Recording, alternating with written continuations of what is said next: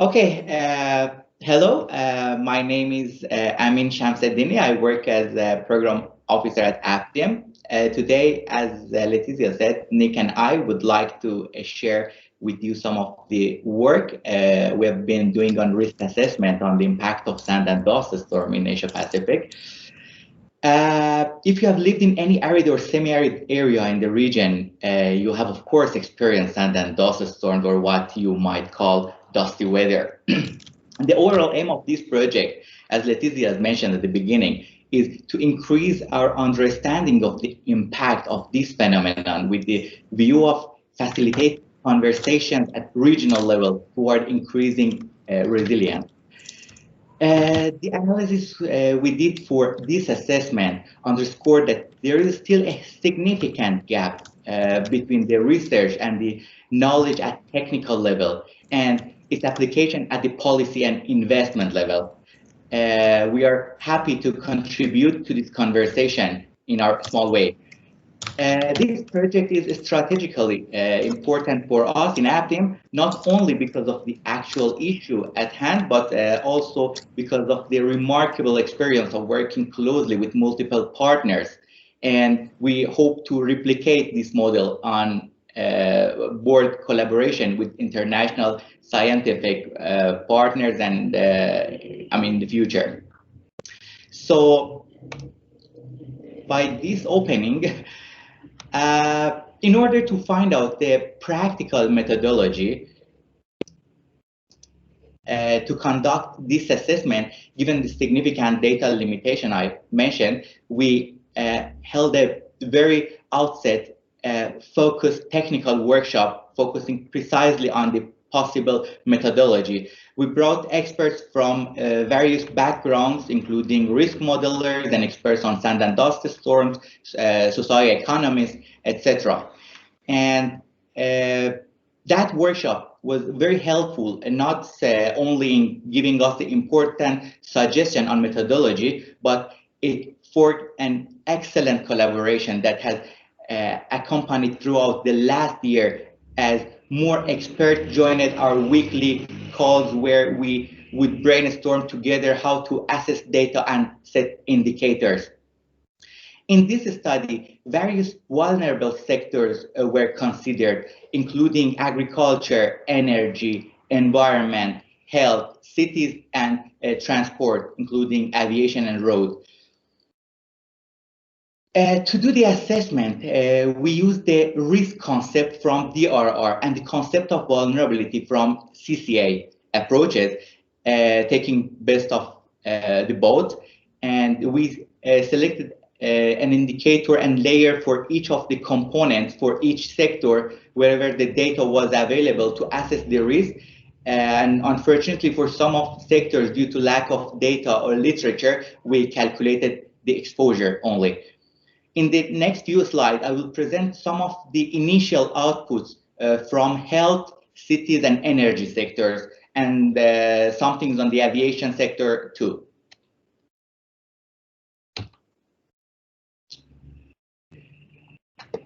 In this slide, you can see the population at risk of sand and dust storms. Hazard was calculated based on the WHO air pollution guideline and defined as the average number of days annually where the level of dust exceeds 50 microgram per cubic meter. For the exposure, we consider the population exposed to sand and dust storm hazard, and for sensitivity, we use the subnational HDI, Human Development Index, and the population of children or elderly people in each pixel area. We also tried to include gender sensitivity, but considering that the analysis was done on a regional scale, the difference was negligible. For resilience, we use an indicator of public and private expenditure on health sector. As you can see, the highest number of people located in medium to high dust concentration are in India, Pakistan, Islamic Republic of Iran, and China. But once we normalize it with the total population of countries, then Turkmenistan, Pakistan, and Uzbekistan show the highest level of there is. You can see in the below right corner of the screen. The result can be used, for example, toward the development of impact-based forecasting, which could help minimize the risk of sand and dust storm in human health, and also help national planners toward risk-informed development, thinking of new human settlements and considering these kind of risk data in development of health infrastructure in future. The other way we analyzed the health impact was by looking at cities. You can see them in circles. We considered the dust concentration in cities with population more than 300,000 in Asia Pacific. You can see the population size represented in different circle size, and also the colors shows the level of exposure. The graph at the right of the screen shows the cities in Asia Pacific with highest risk, and the y-axis is the population size, and the x-axis is the number of days that per year that the average dust concentration exists that 50 microgram per cubic meter. As you see, the city of Ahwaz in the Islamic Republic of Iran and Hyderabad and Multan in Pakistan are exposed to dangerous level of dust for more than 2/3 of a year. This slide shows the exposure and impact of sand and dust storm in energy sector, particularly on solar power plants. For this analysis, the indicator we used was the level of dust deposition in the solar plate, and by reducing the efficiency. So the dots basically shows the location of power plant, and the darker color shows the higher percentage of energy loss. And in the right side, basically, the map shows the average amount of energy production based on the capacities of total solar power plant in each country, and the percentage of energy loss due to efficiency reduction due to dust deposition in the solar panel. So you can see countries like Pakistan, India, Turkmenistan, China, Iran have big circle with dark color. Just as a point of reflection, the use of green energy is rapidly growing and encouraged. On the left, you can see that the global solar energy production has increased rapidly from 32 terawatt hours in 2010 to more than 720 terawatt hours in 2019. And as noted in the map in the right side, Asia Pacific are expected to have the highest growth rate globally. Taking into serious consideration the impact of disaster, sand and dust storm, especially in this case. Sorry, I think, can you see my screen?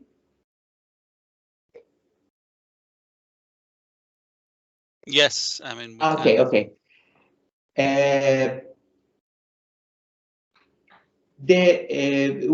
It's actually very important for development planner in the region to minimize the negative impact of disaster on energy production. Using this type of analysis might help in this regard. Now, just a few points about the aviation sector. There are two mechanisms through which sand and dust storm impact this sector. The first is the risk of flight cancellation and delay due to low visibility caused by sand and dust storm on airports. As you see in the top left map, based on the dust concentration on the ground level, we estimated the visibility, and considering the minimum visibility of 1,000 meters, we generated hazard map. So the darker dot shows the lowest level of the visibility. we calculated basically the average number of hours per year where the visibility dropped to less than threshold of 1,000 meters here. Since airports have different navigation instruments, the resilience of each of them to sand and dust storm is obviously different. Therefore, we consider the navigation instrument of each airport to measure its resilience. You can see the level of resilience in the middle map. And the blue and green spectrum shows the more advanced navigation instruments, and the orange and red dots shows the less advanced instruments and more rely on the high visibility. And by aggregating these values, we calculated the risk of flight cancellation, which you can see in the map far right corner. Now I'll give the floor to Professor Nick Middleton from Oxford University to explain briefly the initial findings of assessment, gaps and data on methodology, and suggestions for future studies based on the gaps we faced in this assessment. Thank you. Nick, the floor is yours. Thank you very much, Amin. So we've got some initial findings to present to you. Some of them still need a bit of validation, but I think we're fairly confident about the following statements, which are based on the research that's gone into this report. So a couple of points about health initially. We can say that more than 80% of the entire populations, human populations, of the Islamic Republic of Iran, Pakistan, Tajikistan, Turkmenistan and Uzbekistan, more than 80% of these countries' populations are exposed to medium or high levels of poor air quality due to sand and dust storms. People who live in cities in southwestern Asia in particular have the highest exposure to sand and dust storms, where nearly 60 million people experienced in excess of 170 unhealthy dusty days in 2019. We can state that large areas of farmland are affected by dust deposition. Interpreting exactly the implications of this dust deposition is rather complex, because on the one hand, dust deposition can introduce nutrients to a soil, but on the other hand, it can have some deleterious effects. I think we can safely say that those countries that produce a lot of cotton, so Southwest and Central Asia and Northwestern China, are likely to experience some deleterious effects of dust deposition on that type of cropland. With regard to solar power, there are considerable impacts on the generation of electricity from solar power plants due to deposition of dust from sand and dust storms. The exposure of aircraft engines is another aspect that has been looked into, and we didn't show you maps regard to the sand and dust storms that are ingested into aircraft engines, but it's a particular issue during cruise mode, and the exposure of aircraft engines to particles is a considerable risk on certain flight paths in those traversing southwestern and central parts of Asia, and flights to and from airports on the Arabian Peninsula, Pakistan, India and China are most affected. Amin did show you some maps on risks of flight delays, cancellations and diversions due to low visibility at airports, and those risks are greatest at airports in Central Asia, southern parts of the Islamic Republic of Iran, the border area between Pakistan and India, and northern parts of China. Could we have the next slide, please, Amin?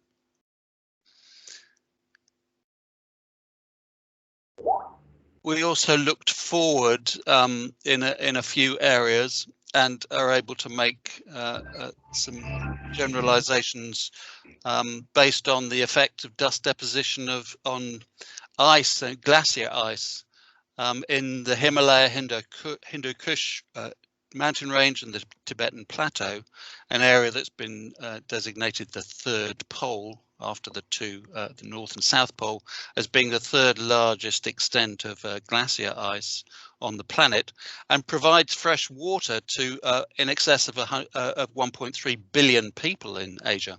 Now, dust deposition on glaciers changes the color of glaciers and affects the melting rate. And therefore, dust deposition in this third pole region has important implications both for the provision, quantity and quality of fresh water and the longevity of glaciers in the third pole.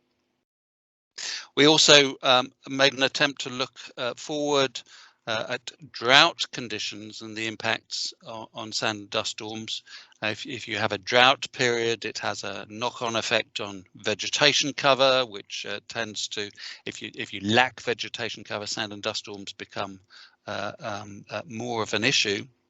And the risk of impacts from sand and dust storms is projected to increase in the 2030s due to more extreme drought conditions, particularly so in parts of Western Australia, southeastern Turkey, the Islamic Republic of Iran and Afghanistan.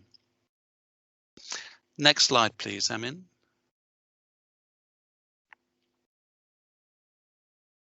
I think it's important to point out the pioneering nature of this study. It's the first assessment of the risks posed to society and indeed the environment by sand and dust storms over such a very large scale geographical area. So we're talking about, it's effectively 2 continents, and this has never even been attempted before.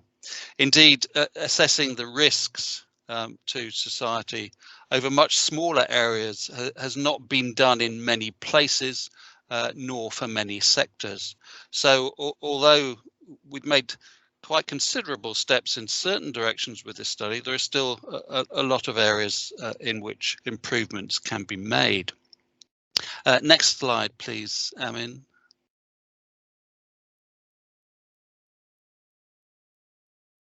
So this next slide gives you an indication of some of the problems that have been faced in producing this risk assessment on sand and dust storms on the left.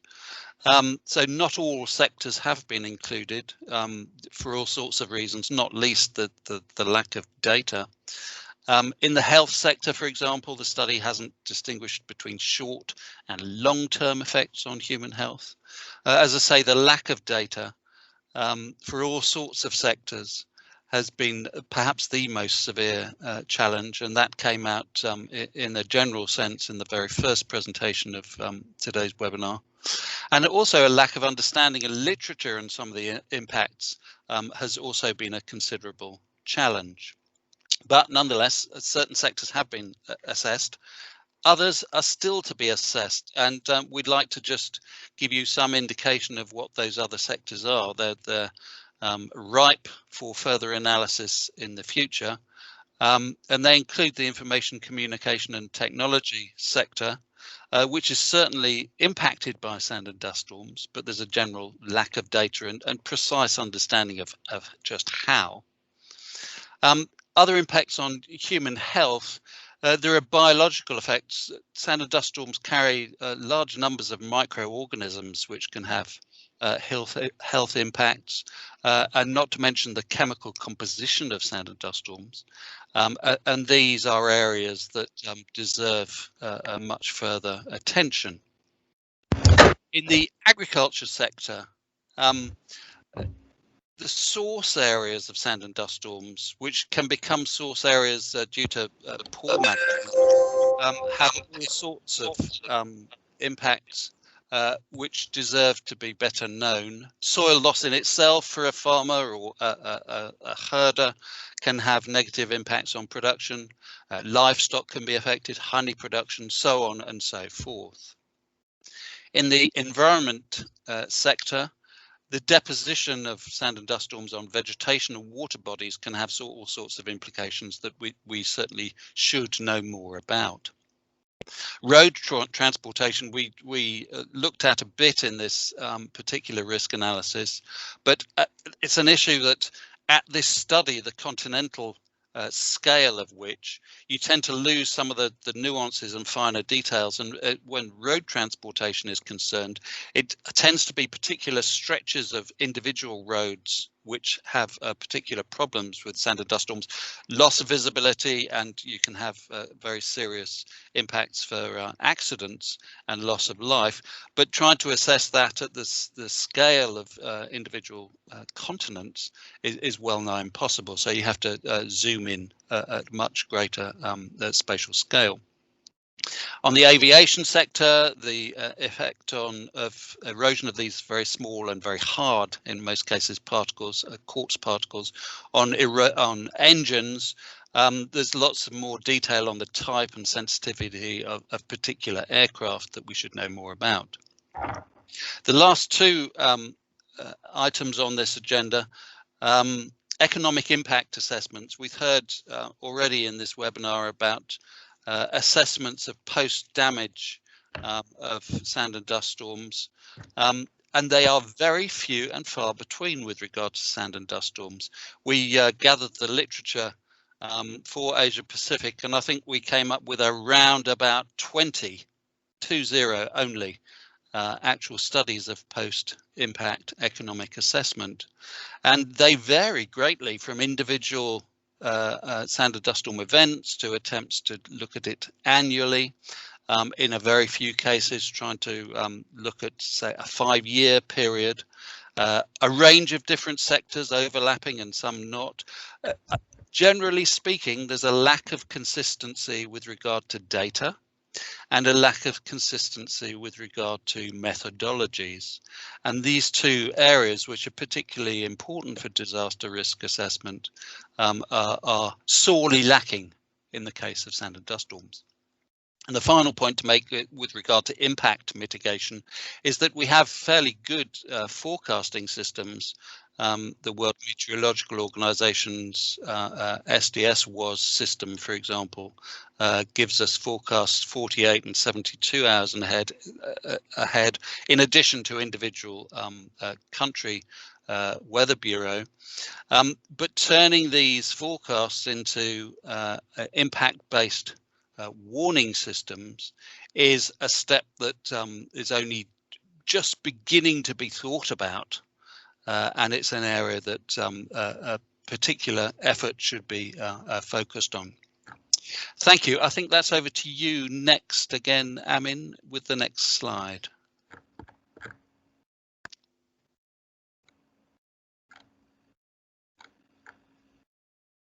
Amin, you're muted. You're muted. You have to start over.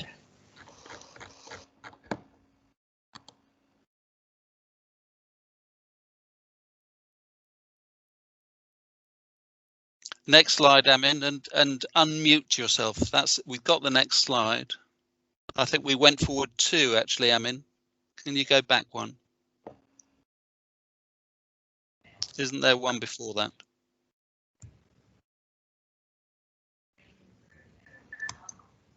Perhaps not, but that's it. Can you hear me? Okay. But now we can't see your screen, Amin. It's okay now? Can you see the screen? Not yet. So there is a bit of a delay. It's the wrong screen that you're sharing. You need to share the presentation. There you go. Yay. Yes. This work could not have been placed without the enormous support we received from APDIM's friends and partners. I'm pleased to mention here a few of our key partners. I would like to thank Dr.